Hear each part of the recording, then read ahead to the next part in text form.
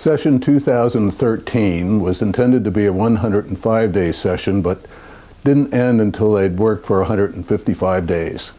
They didn't accomplish a whole lot in that 155 days, but the good news is nothing bad happened.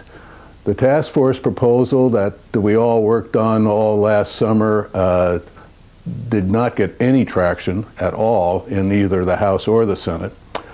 Our guardianship measure and also the safety net bill is still an active bill for 2014, active bills for 2014, and we have perfected the guardianship bill, we believe, and we'll have our safety net bill on the table again in January.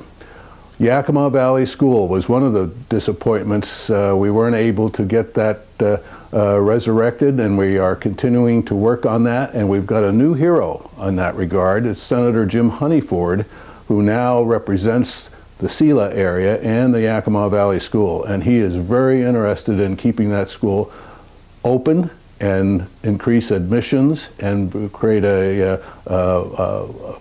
respite facility that can be used statewide. So we'll be working with Senator Honeyford over the interim, and hopefully next year we can get something resolved on Yakima Valley School. But anyway, session 13 is over, and enjoy the summer.